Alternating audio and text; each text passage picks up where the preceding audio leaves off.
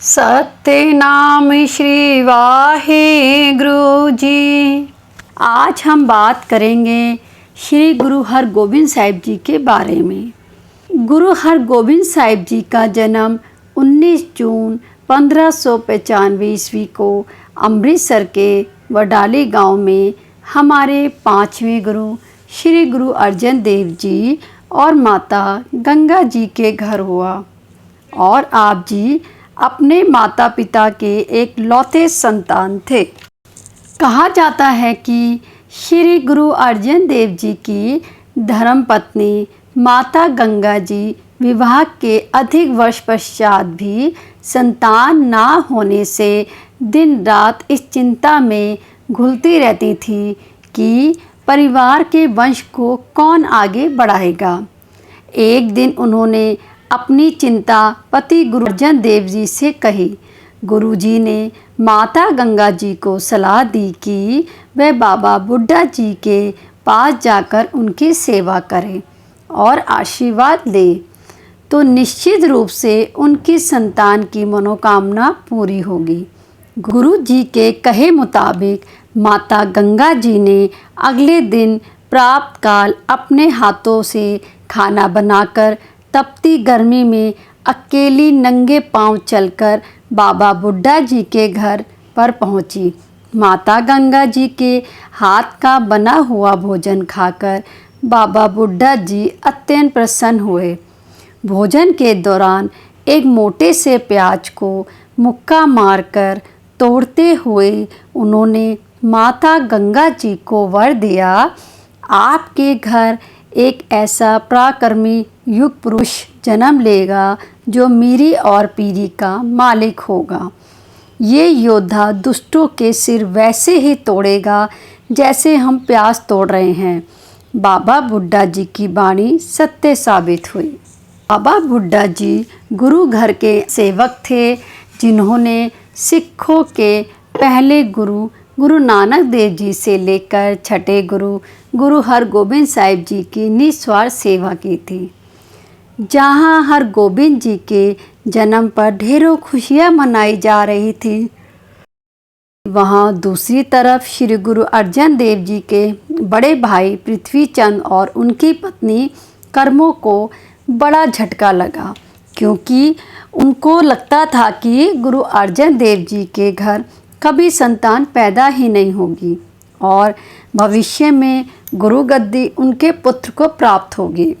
ईर्ष्या के कारण पृथ्वी चंद ने गुरु हरगोबिंद साहिब जी को जान से मारने की कोशिश की। एक बार तो पृथ्वी चंद ने बालक को दूध में जहर मिलाकर देने की कोशिश की और दूसरी बार उन पर जहरीला सांप छोड़ दिया, लेकिन इस षड्यंत्रों से कुछ नहीं हुआ और बचपन से ही बालक गुरु हरगोबिंद साहिब जी की पढ़ाई की जिम्मेदारी बाबा बुड्ढा जी ने निभाई। भाई गुरदास जी ने उन्हें शस्त्र विद्या में तैयार किया। बाबा बुड्ढा जी ने उन्हें नाम दिया हरगोबिंद साहिब जी। गुरु अर्जन देव जी को जहांगीर ने लाहौर बुलाकर बंदी बना लिया। चंदू साहब जो जहांगीर का दीवान था, उसने गुरु अर्जन देव जी को क्रूर यातनाएं दी। अपना अंतिम समय पास आता देख गुरु अर्जन देव जी ने अपने 11 साल के पुत्र गुरु हरगोबिंद साहिब जी को संदेश भेजा कि वो पूरी तरह से शस्त्रों को धारण करके ही गुरु गद्दी पर बैठे और अपनी योग्यता के अनुसार सेना रखें। अपने पिता के आदेश की पालना करते हुए गुरु हरगोबिंद साहिब जी 11 जून 1606 ईस्वी में सिखों के छठे गुरु बने और 1606 ईस्वी से 1644 ईस्वी तक गुरु गद्दी पर रहे। आप जी ने अपने पिता श्री गुरु अर्जन देव जी की शहीदी के आदर्श को उन्होंने न केवल अपने जीवन का उद्देश्य बनाया, बल्कि उनके द्वारा जो महान कार्य शुरू किया था उन्हें संपूर्ण किया। श्री गुरु हरगोबिंद साहिब जी ने शस्त्र और शास्त्र की शिक्षा भी ग्रहण की। वह एक महान योद्धा भी थे। गुरु गद्दी संभालते ही उन्होंने मीरी पीरी की 2 तलवारें ग्रहण की। मीरी और पीरी की दोनों तलवारें उन्हें बाबा बुड्ढा जी ने पहनाई। मीरी की तलवार राजनीतिक शक्ति का प्रतीक थी और पीरी की तलवार आध्यात्मिक और भक्ति का प्रतीक थी। इस प्रक्रिया से राजनीतिक और धर्म एक दूसरे के पूरक बने। गुरु हरगोबिंद साहिब जी ने अकाल तख्त का निर्माण किया।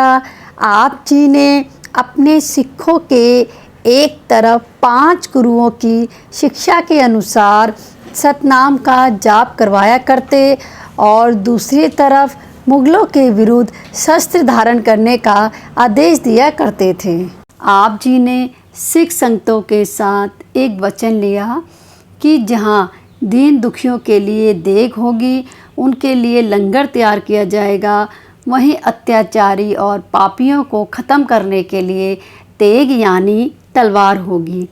इसके साथ ही आपने अपनी संगत को एक और हुक्म दिया, अब से उनकी सेवा के रूप में दसवंत या अनाज देने के स्थान पर घोड़े और शस्त्र भेंट किए जाएं। इस प्रकार आपके हुक्म की पालना करते हुए इस तरह देश के अलग अलग जगह की संगत ने गुरु जी को भेंट में शस्त्र और घोड़े देने शुरू कर दिए। इस तरह गुरु जी के पास ढेरों घोड़े और शस्त्र इकट्ठे हो गए। अब हम गुरु जी के वैवाहिक जीवन की बात करेंगे। गुरु जी के 3 विवाह हुए थे। आप जी की पहली पत्नी माता दामोदरी थी, जिनसे आप जी को 2 पुत्र थे, बाबा गुरदित्ता जी, बाबा अनिराय जी, और एक पुत्री बीबी बीरो जी थी। और दूसरी पत्नी माता मरवाही जी थी, जिनसे आपको 2 पुत्र थे, बाबा सूरजमल जी, बाबा अटल राय जी। आप जी का तीसरा विवाह माता नानकी जी के साथ हुआ, जिनसे आप जी को बालक तेग बहादुर जी की प्राप्ति हुई। आपके 5 साहिबजादों में से 3 बाबा गुरदित्ता जी की, बाबा अटल राय जी और श्री अनिराय जी पहले ही ईश्वर को प्यारे हो गए थे। श्री सूरजमल जी दुनियादारी में बहुत अधिक प्रभावशील रहते थे, जबकि तेग बहादुर जी आगे चलकर सिखों के 9वें गुरु बने।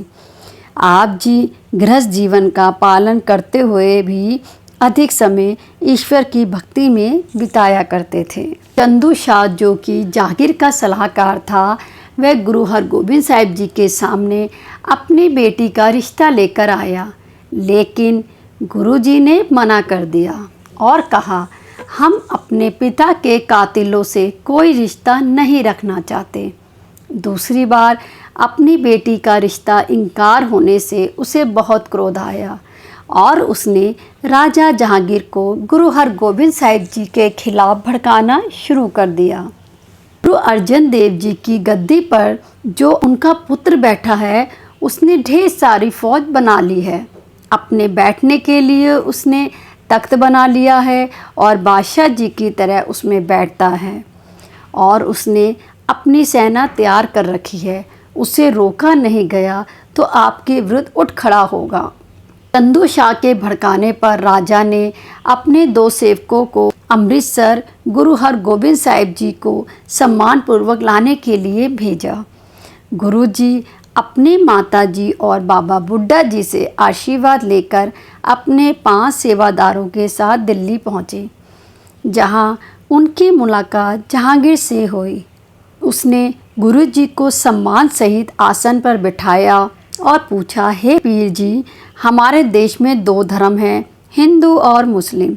दोनों अलग अलग कर्म करते हैं। हिंदू राम कहते हैं, मुस्लिम अल्लाह कहते हैं।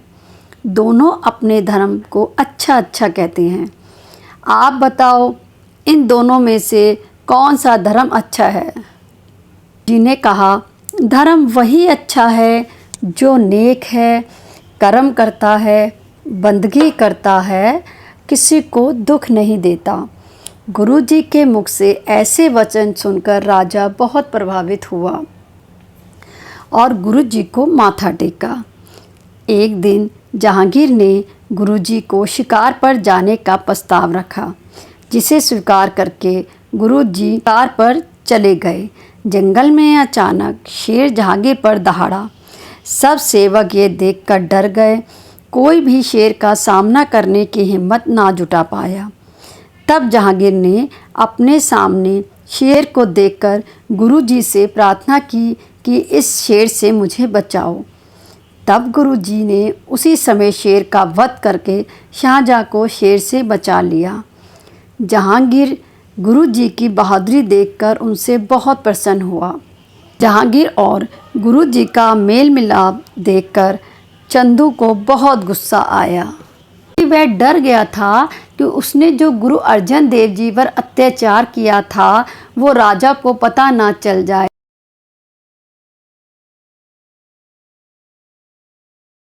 जिसके कारण ये दोनों मिलकर मुझसे बदला ना ले। एक दिन जहांगीर को तेज बुखार हो गया। काफ़ी उपचार करने के बाद भी ठीक नहीं हुआ। तब चंदू ने एक जोशी को बुलाकर उसे पैसे दिए और कहा कि तुम बादशाह जहांगीर को कहो कि अगर कोई धर्मात्मा पुरुष 40 दिन तक ग्वालियर के किले में बैठकर प्रार्थना करेगा तो आप जल्दी ठीक हो जाओगी। जोशी ने ये बात आकर जहांगीर को कही तो जहांगीर ने धर्मात्मा पुरुष को खोजने की कोशिश शुरू कर दी। तभी चंदू ने आकर जहांगीर को गुरु हरगोबिंद साहिब जी का नाम बताया और कहा आप उनसे प्रार्थना करके उन्हें 40 दिनों के लिए ग्वालियर किले में भेज दें, आपका कष्ट खत्म हो जाएगा। जहांगीर ने गुरुजी के आगे अपनी सारी बात रखी। गुरुजी तो सब जानते ही थे।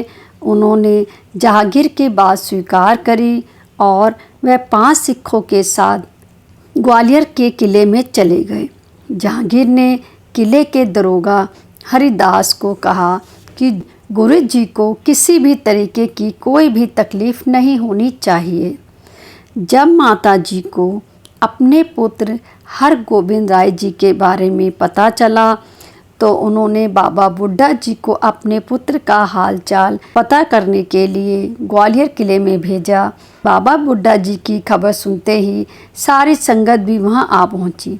गुरु जी से मिलने की इजाज़त ना मिलने पर सभी संगतों ने किले के बाहर ही मत्था टेका और सारी संगत वापस चली गई।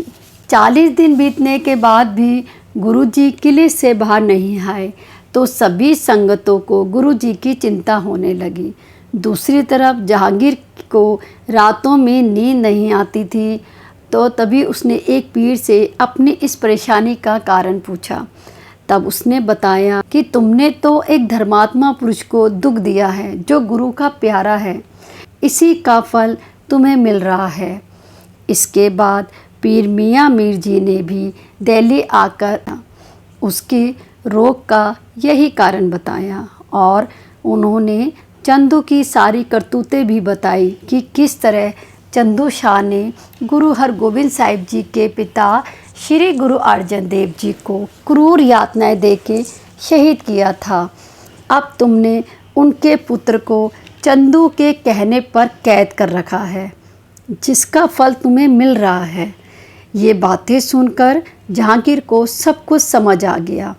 उसने उसी समय गुरुजी को किले से रिहा करने का आदेश जारी कर दिया, परंतु गुरुजी ने किले से रिहा होने से इनकार कर दिया और कहा कि जब तक जहांगीर ये 52 राजे जो किले में बिना कसूर के कैद है इन्हें रिहा नहीं करेंगे, मैं किले से बाहर नहीं आऊँगा। जहांगीर ने गुरुजी की बात स्वीकार कर ली।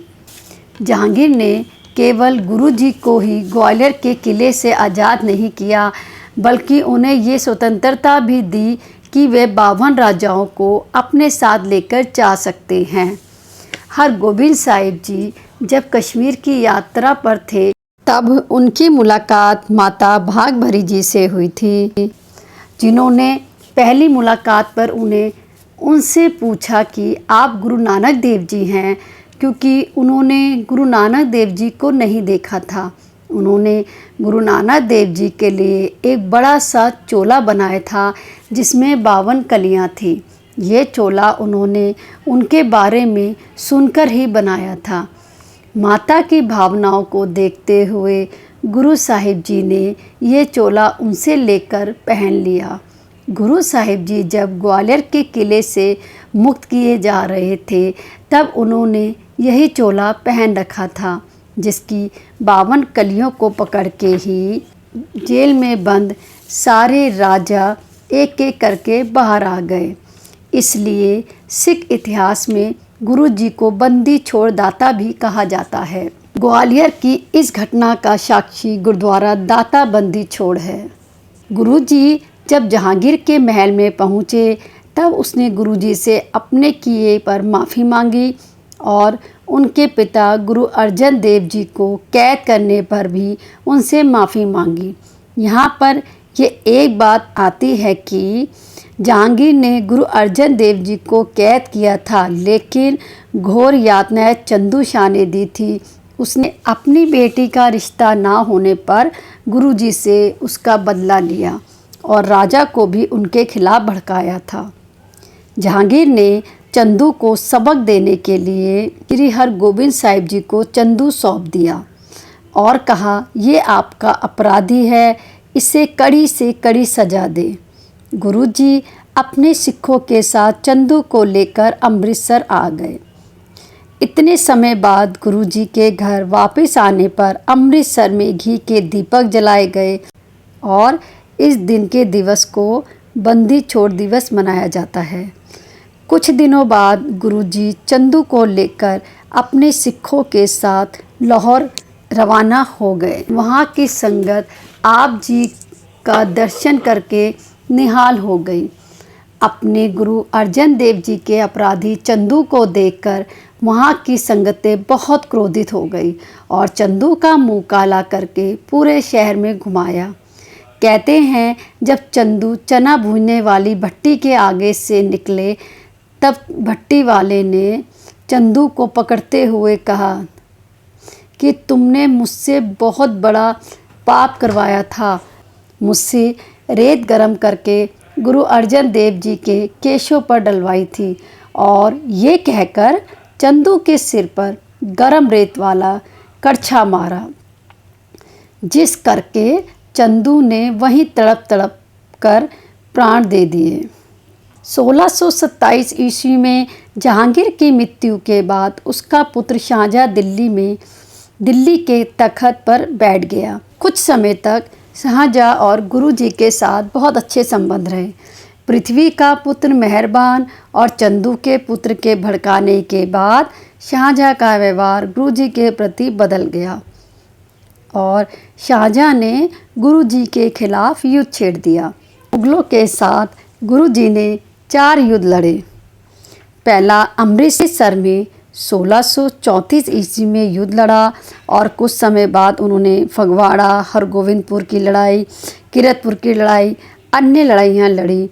सीमित सेना और कम साधन होने के बाद भी सिखों को शानदार सफलता दिलाई, जिसके कारण सिखों का आत्मविश्वास और बढ़ गया।